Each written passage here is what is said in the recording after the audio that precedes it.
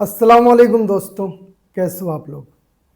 Saudi अरब का family visit visa का नया रूल जो है उसके बारे में बात करेंगे इस वीडियो में। वीडियो को पूरा देखिएगा ताकि कोई भी डाउट बचा हुआ ना रहे। लोग आधा वीडियो देखते हैं फिर कांटेक्ट करके वही चीज़ पूछते हैं जो मैंने ऑलरेडी वीडियो में बताया हुआ है। देखिए, फैमिली वीज़ा में अगर कोई बुलाना चाह रहे हो आपका फैमिली को, तो इसका दो प्रोसेस होता है। एक प्रोसेस आपको कंप्लीट करना पड़ता है सऊदी के अंदर। जब सऊदी का प्रोसेस हो जाता है तो उसके बाद बचता है इंडिया का, फिर फाइनल प्रोसेस इंडिया में होता है। या फिर अगर आप पाकिस्तान, बांग्लादेश, नेपाल कहीं से भी हैं, वहाँ से भी प्रोसेस होता है। तो दोनों प्रोसेस को कैसे कैसे किया जाता है इसको सिंपल तरीके से समझिए। फैमिली विजिट वीज़ा में कौन फैमिली को बुला सकता है? जिनका इकामा बना हुआ है, जो सऊदी अरब में काम कर रहे हैं, इकामा है, वही बंदा बुला सकता है। चाहे आपका इकामा लेबर का हो या फिर सबा खास का हो, इंजीनियर हो, टेक्नीशियन हो, कोई भी हो, फैमिली विजिट में आप अपना फैमिली को बुला सकते हैं। पहले क्या होता था कि जिनका प्रोफेशन थोड़ा ऊंचा है वही बुला सकता था, लेबर वो लोग नहीं बुला सकते थे, कंपनी उनको अलाउ नहीं करती थी, चैम्बर करके नहीं देती थी। लेकिन पिछले कुछ साल से ये चीज़ को एकदम आम कर दिया सऊदी हुकूमत ने कि भाई कोई भी अपना फैमिली को बुला सकता है। तो फिल वक्त कोई भी बुला सकता है। एक परमानेंट वीज़ा होता है इकामा वाला, जो फैमिली को बुला के उनका भी इकामा बनता है, मैं उसकी बात नहीं कर रहा हूँ, मैं सिर्फ फैमिली विजिट की बात कर रहा हूँ।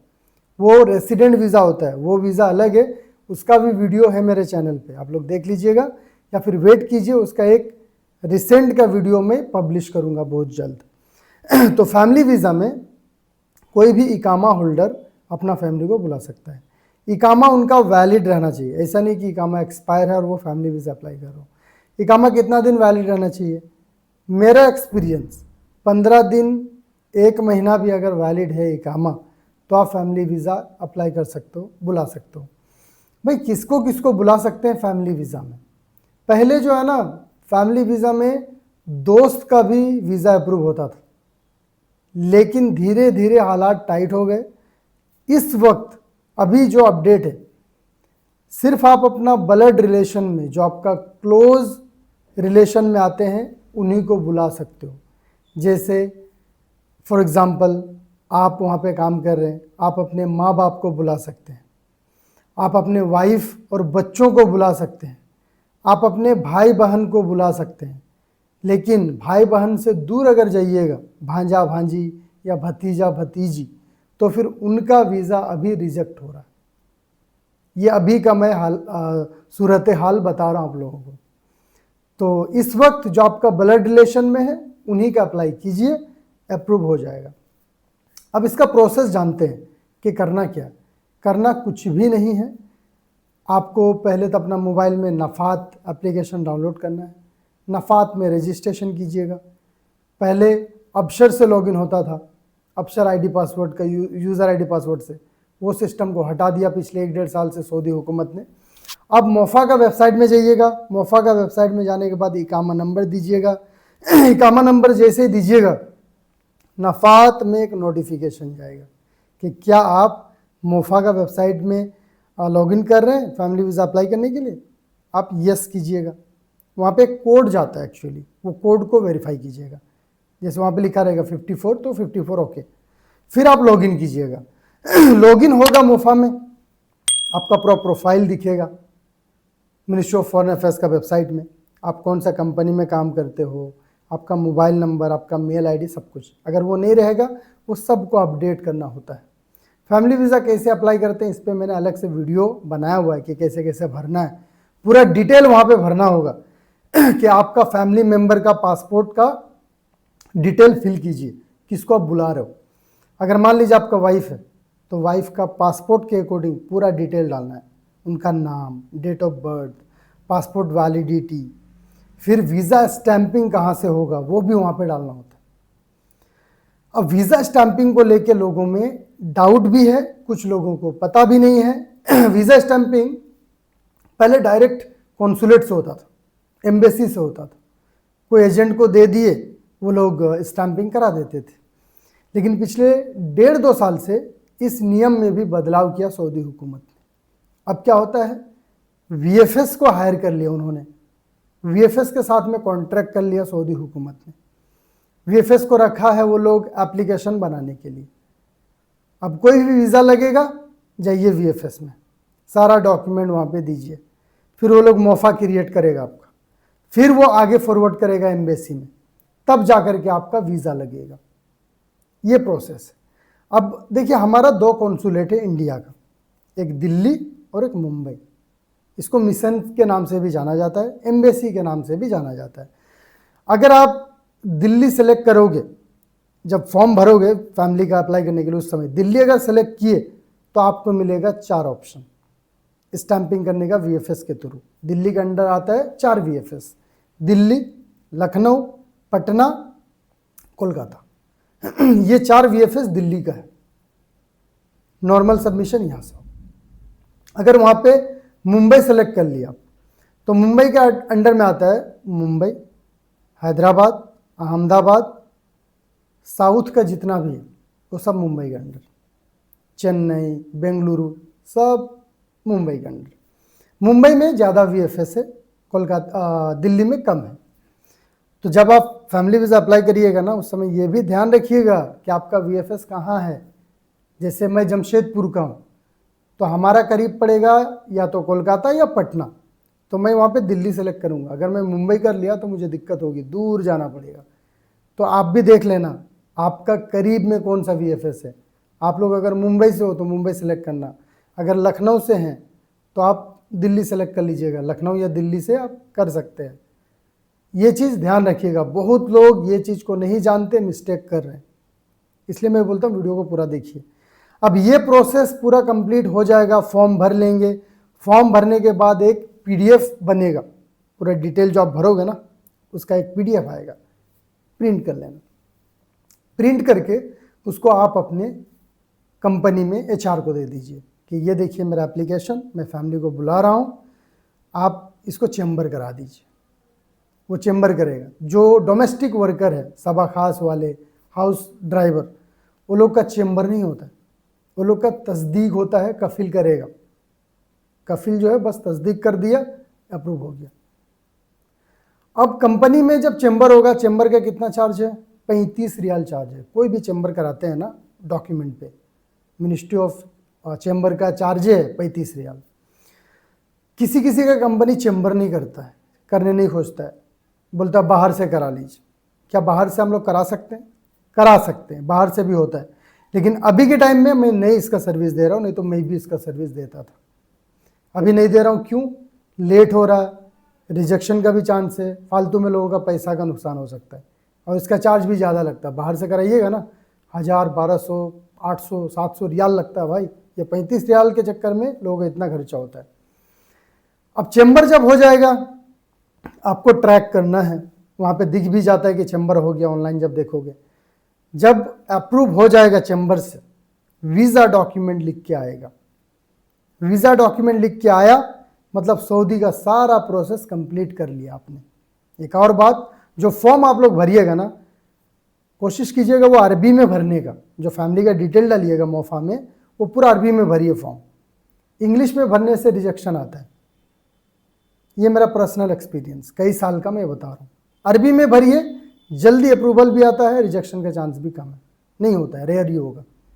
अभी तक तो किसी का मैंने देखा ही नहीं अरबी में भरने के बाद रिजेक्शन। लेकिन इंग्लिश में जो भरता उनका रिजेक्शन मैंने देखा है, और लेट भी देखा है, इसलिए अरबी में भरिए। चेंबर वीज़ा डॉक्यूमेंट आ गया।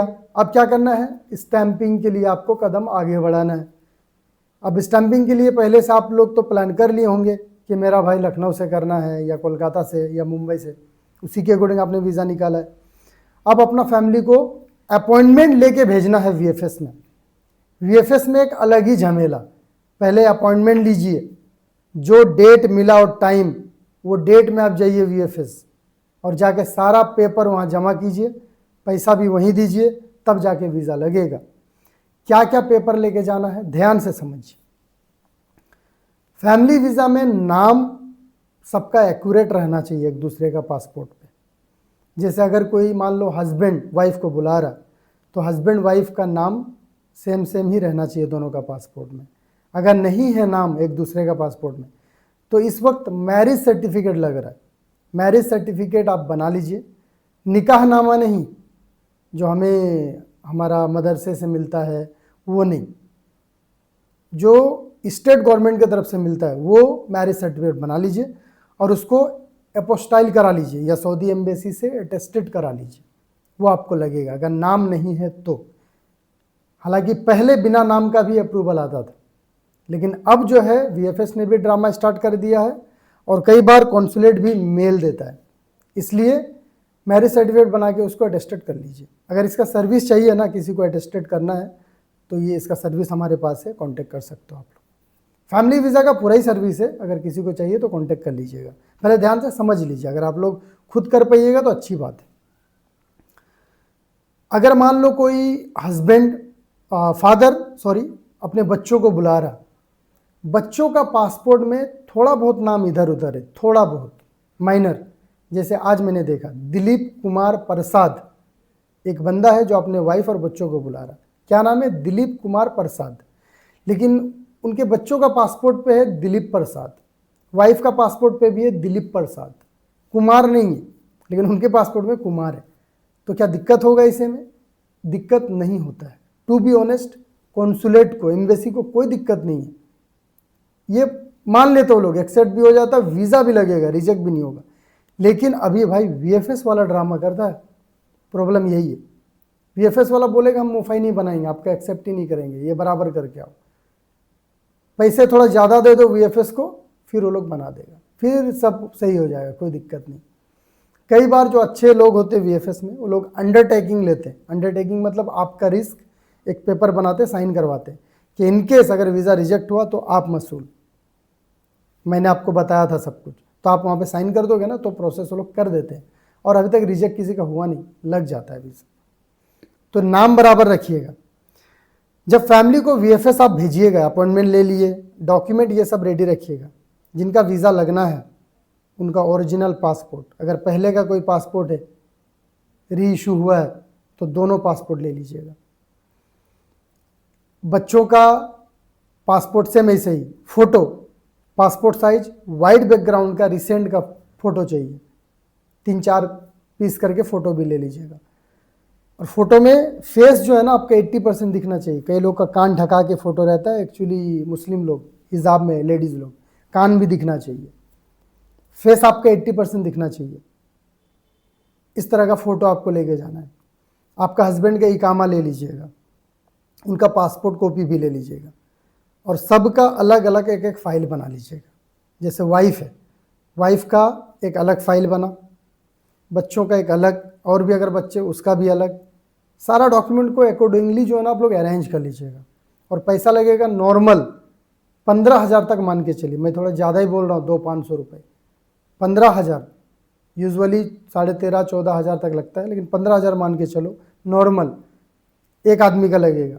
इसमें वीज़ा और इंश्योरेंस सब कुछ मिला हुआ रहता है, वीएफएस में आपको पे करना है। अगर लॉन्ज में लीजिएगा तो 20,000 के नीचे, मतलब 20,000 के करीब मान के चलो, 18,500-19,000 तक लगता है।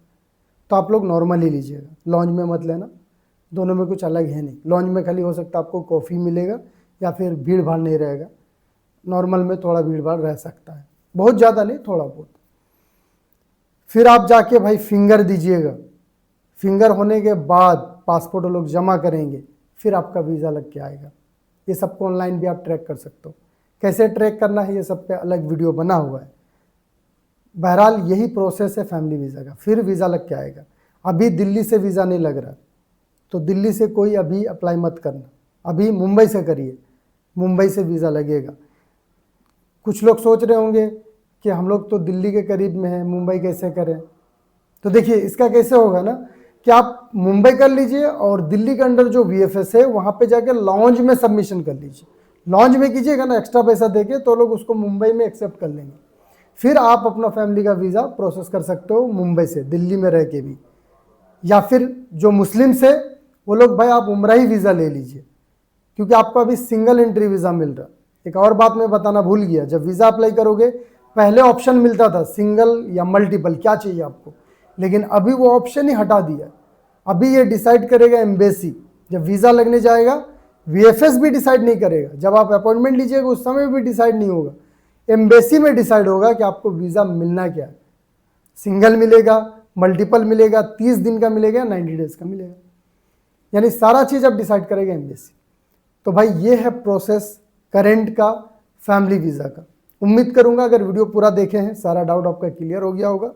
फिर भी कोई डाउट है या कोई भी तरह का सर्विस चाहिए तो आप मुझसे मेरी टीम से कांटेक्ट कर सकते हो। वीडियो को शेयर करके अपने दोस्तों को भी बताइए। चैनल पर नहीं तो सब्सक्राइब कर लीजिएगा। वीडियो को देखने के लिए बहुत बहुत शुक्रिया।